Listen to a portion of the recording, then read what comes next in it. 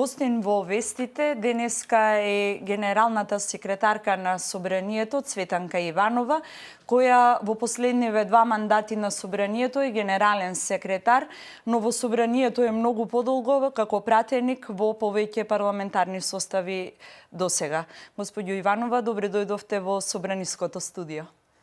Добре ве најдов и навистина задоволство ми е да за прв пат учествувам во Собранисково студио и секако на почеток сакам да честитам за почетокот со работа на студиото, затоа што ова беше желба на многу пратеници од многу парламентарни состави и за волја за среќа на ова парламентарно мнозинство успеавме, имавме политичка волја да на крајот од мандатот да почне со работа Собранискиот канал.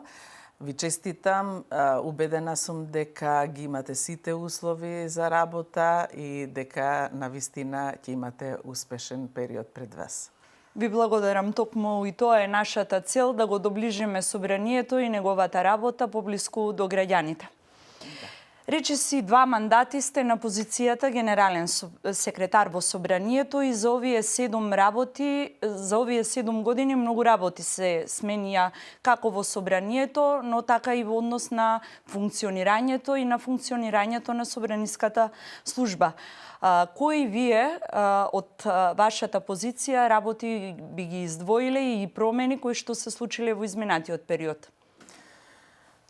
Значи, навистина, изминативе 6-7 години Собранието испишува една успешна приказна и оваа приказна е многу поубава затоа што ја испишуваат заедно, ја испишуваме заедно пратениците од сите политички партии, парламентарни политички партии, службата на Собранието и оваа успешна приказна би сакала и понатаму да продолжи следниот мандат, како пример да служи овие 2 мандати на следните мандати на Собранието.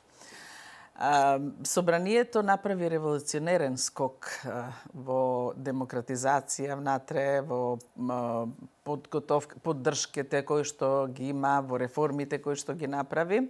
Изминативе 6 години има многу проекти со кои што би можеле да се пофалиме, но јас би почнала по ред или по важност. Првата за мене најважна е независноста на Собраниската служба, која што беше определена како врвен стратешки приоритет на сите парламентарни групи во Собранието, кога го донесовме првиот стратешки план далечната 2019, ако не се лажам, година. Од тогаш наваму направивме го изменивме законот за собрание и воспоставивме правен основ за независност на Собраниската служба, која што е основен предуслов да функционира Собранието онака како што треба според уставната позиција. Со независноста на Собраниската служба ние практично ја издигнавме, собранискиот службеник го издигнавме на едно повисоко ниво, затоа што Собраниската служба во Собранието би требало да биде на врвот на администрацијата и таа е така. И она што можам да кажам е дека освен ова направивме бројни измени во система, после функционалната анализа која што ја направивме, донесовме нова систематизација, го вративме кариерниот систем за службата, системот на наградување, системот на унапредување и мислам дека основен предуслов за успешна приказна или за успешно работење на една институција секако е задоволната администрација која што го движи целиот овој систем. Јас сметам дека го постигнавме ова и сме на еден добар пат кој што треба да го следат и следните парламентарни состави. Следната работа која што би сакала како многу битна да ја издвојам е независноста, финансиската независност на Собранието. Практично сега за финансиските средства на Собранието не одлучува Министерството и извршната власт. си одлучува самото собрание преку Собранискиот буџетски совет, кој што ги донесува буџетите на собранието, одлучува за распределбата на средствата и секако одлучува за трошењето и за завршните сметки на собранието. И тоа е исто така еден важен предуслов за нормално функционирање на собранието согласно уставната положба на самото собрание. Отпочнавме и процес за независно собраниско обезбедување, меѓутоа во овој процес сме на почетно ниво и јас очекувам дека наредниот мандат, наредниот парламентарен состав ќе му биде предизвик да го дозаврши овој процес, затоа што е многу битно за собранието да се има свое внатрешно обезбедување, кое што ќе биде под самиот преседател и политичкото раководство, значи наредбите и одлуките кои што треба да се донесуваат за внатрешното обезбедување на собранието би требало да бидат во надлежност на самото политичко раководство во собранието, а не од извршната власт. Значи, ова е од прилика за самото собрание, за независноста на собранието или за одделување на собранието од извршната власт, која што навистина беше еден многу значаен проект и за кој што имавме политичка волја не само од политичките партии кои што се во парламентот, туку и од самата извршна власт и од тогашниот премиер на републиката. Во целиот овој период работевме на јакнење на капацитетите на службата, затоа што кажав дека службата е многу битна за успешно функционирање на собранието. Освен овие работи кои што ги кажав, сакам да уште да потенцирам дека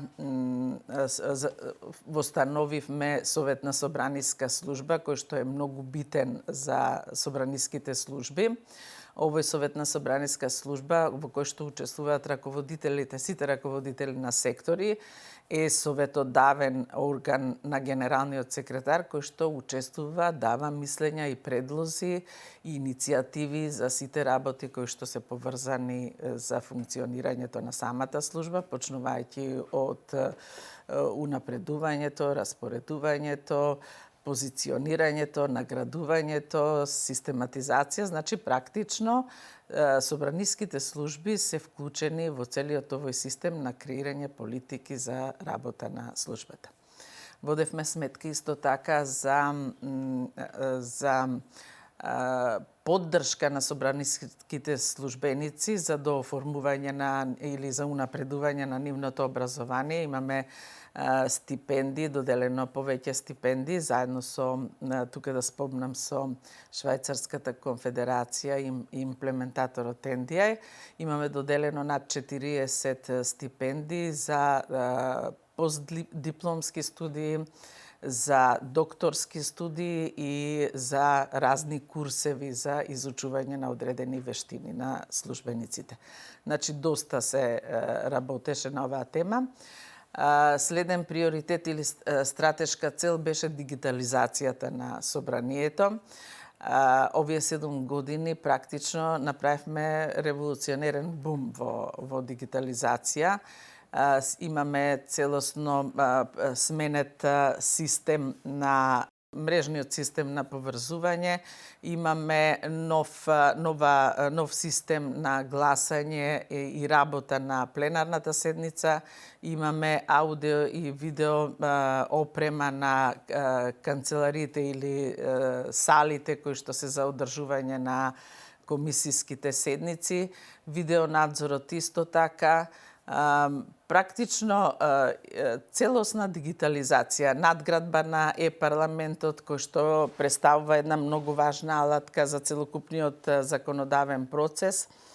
Понатаму ERP системот кој што помага за материјално-финансовото работење, системот за за видеонадзор, значи бројни проекти кои што изминатиот период навистина доведе до собранието веќе да има сите предуслови и сите алатки за успешно функционирање.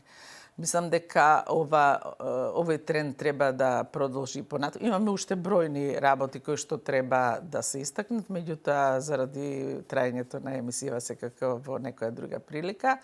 Ова значи дека навистина собранието работеше изминативе 7 години на негова поддршка, на негово осамостојување и на негова транспарентност. И кога сме тука кај отвореноста на собранието, сакам само да потенцирам дека имаме нова веб страница, практично таа е алатка преку која што граѓаните се приближува собранието на граѓаните. Граѓаните имаат можност да го следат се она што се случува во собранието, да го следат законодавниот процес во собранието. Понатаму за отворен парламент имаме посета на граѓаните. Минатата година успеавме над 10.000 посетители да влезат во собранието и однатре да го видат собранието, зградата, да не биде табу тема, да се сретнат со пратениците, да се сретнат со раководството на собранието. Понатаму за отворен парламент имаме проект отворено владино партнерство, каде што собранието активно учествува. Мобилниот парламент кој што изминатата година направи некаде околу 3000 километри низ државата, каде што пратениците се среќаваат заедно со граѓаните. Се на се, значи, имаме уште еднаш да потенцираме една многу успешна приказна. Овде сакам да потенцирам уште еднаш дека сето ова се работеше со невисок, туку со целосен консензус на сите координатори на политичките партии во собранието и политичкото раководство на собранието. И секако сето ова морам тука да спомнам дека беше поддржано од Швајцарската конфедерација преку имплементаторот NDI. Ние навистина успеавме да направиме една многу успешна приказна која што, ајде да не бидам нескромна, навистина бараше огромен напор на службите, на сите нас кои што бевме вклучени, и во оваа прилика сакам да оддадам признание за спремноста, професионалноста, подготвеноста на службите да одговорат на сите овие задачи кои што беа поставени пред нив, за да можат да бидат реализирани сите овие проекти, големи проекти. Го спомнавте консензусот по одредени важни прашања кои што го постигнавте заеднички. Еден од моментите кои што вреди во секој случај да се издвои, го одбележа крајот, да речеме, на овој парламентарен состав, е носењето на нов деловник по 5-годишниот диалог во рамки на процесот Жан Моне, кој што почна во претходниот парламентарен состав и беше крунисан со гласањето на новиот деловник кој што ќе почне да важи за следниот парламентарен состав. Што ќе значи тоа за новите пратеници?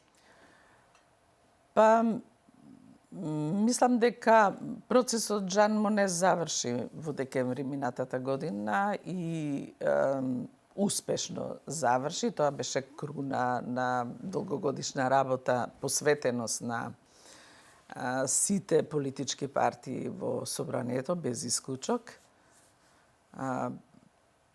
Процесот Жан Моне покажа дека има капацитет собранието само да си ги решава работите, проблемите кои што ги има да седне заедно на маса и да ги отвори, да ги постави и да бара решенија.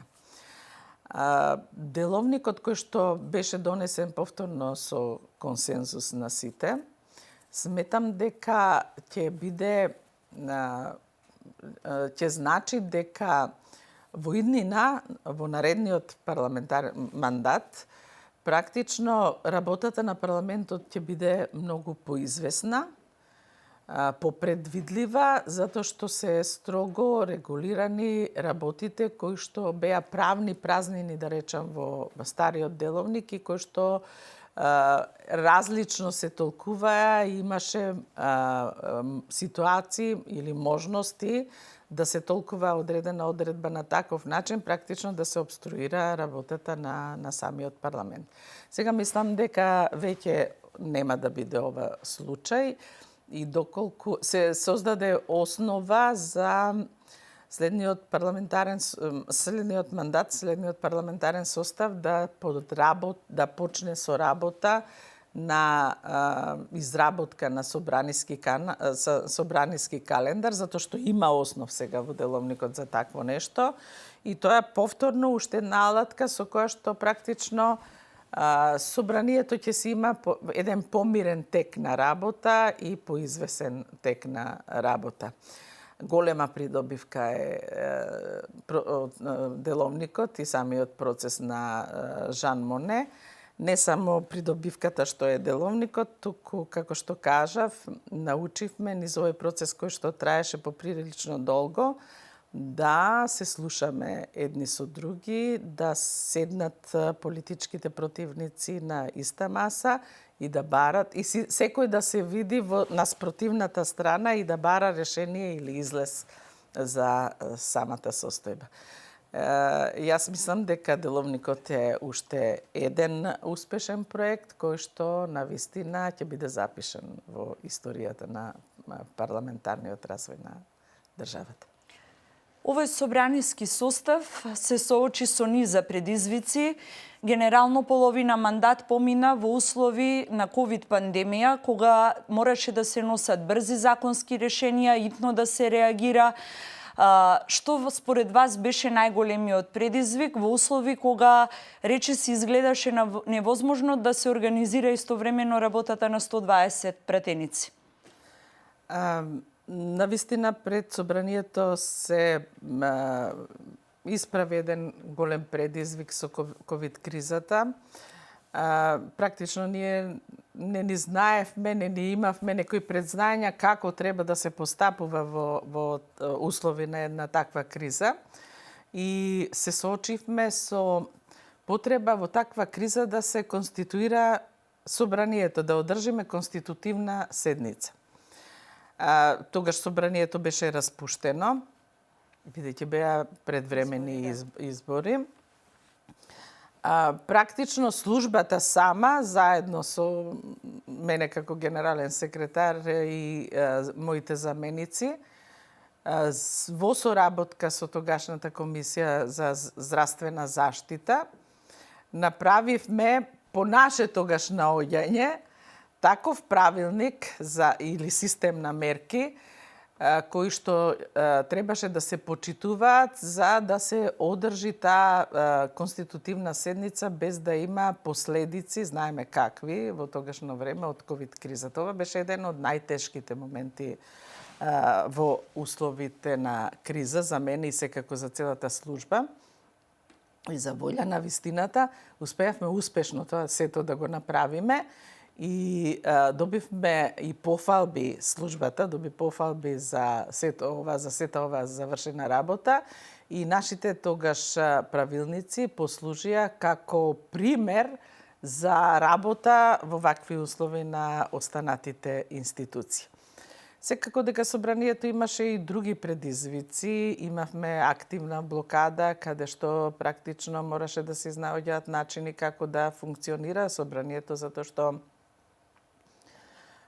и во тие услови треба собранието да ги донесува законите кои што се потребни за граѓаните.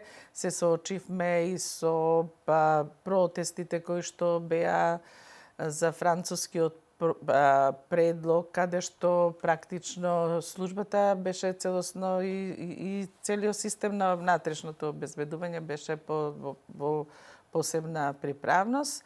Но она што сакам да го потенцираме дека ниту еден предизвик не може да не биде надминат или да биде надминат ако службата, практично клучниот момент е службата. Ако службата е професионална, ако службата е секогаш спремна да одговори на предизвиците, и тогаш навистина раководството е сигурно дека ќе се справи со секој предизвик кој што е исправен пред самата институција и пред самото раководство. И во овие моменти сега, после 7 години, мислам дека околу 7 години сум генерална секретарка, во овој момент би сакала уште еднаш огромна благодарност на службата. Собраниската служба е високопрофесионална служба. Од средбите кои што сме ги имале со представници на меѓународни институции, па и ако сакате со представници на останатите делови на властите во државата, после секој настан Собраниската служба добива многу висока оценка за својата професионалност и за својата посветеност во работењето. И би сакала да порачам овој тренд и понатаму да продолжи, и секој кој што ќе дојде како политичко раководство во собранието би посоветувала да ја цени работата на службата и да ја цени професионалноста на службата. Само така секој раководство може да биде успешно. Ви благодарам за исцрпната ретроспектива на настаните што ја направивме за овој парламентарен состав и за неговата работа и за вашето гостување во нашите вести. Ви благодарам и вам на поканата, но ова беше само еден мал дел од сето она кое што е направено во изминативе 7 години. Го гледавте интервјуто со генералниот секретар на Собранието Цветанка Иванова, и во наредниот период ви ветуваме интересни содржини на Собраниски канал и многу интервјуа со представници од законодавната власт.